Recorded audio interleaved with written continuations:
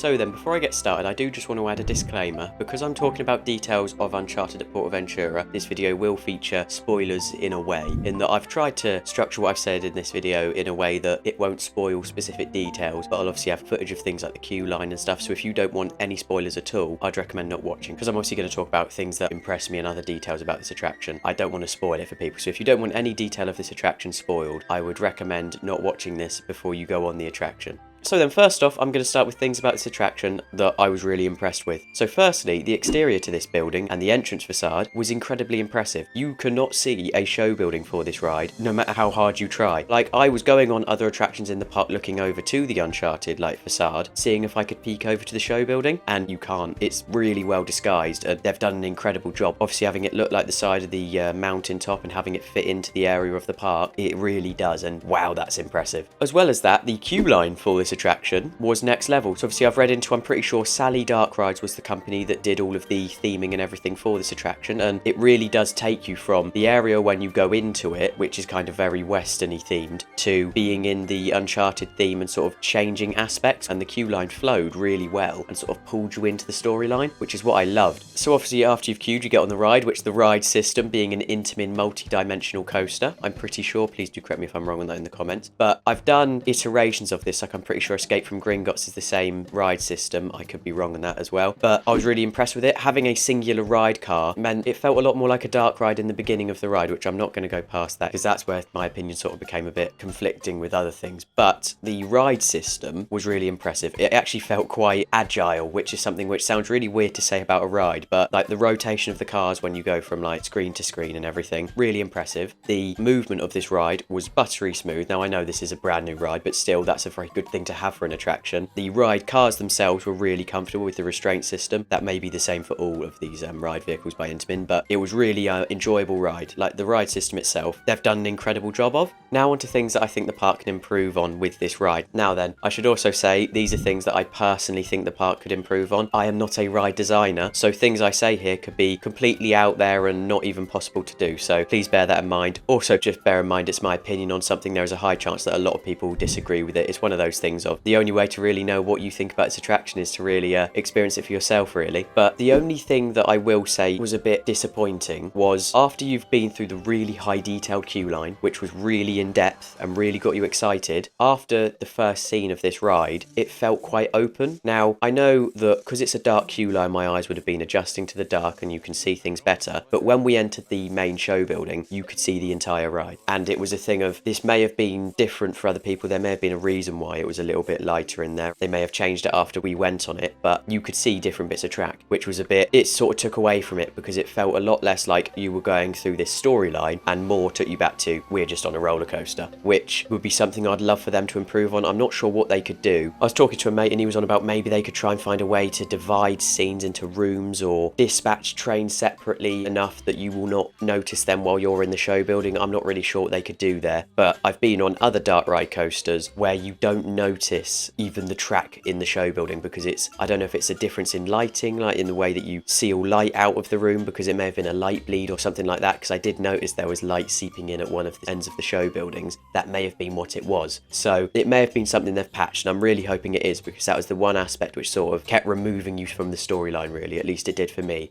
And the only other criticism I have for this attraction are the queue times. Now, this is a new attraction, so this isn't something that I'm saying of, oh, we queued a long time for it. That isn't what I'm sort of saying here, because it's understandable, it's a brand new ride. But from what I've read online and seen from other people talking about this attraction, it can only run 3 trains, which when you consider a train only holds 12 people, those throughputs, even if the ride team are sending out trains really efficiently, which to be fair they were when we were on the ride, they were really good at getting those trains dispatched, but it's kind of a little bit too low in capacity.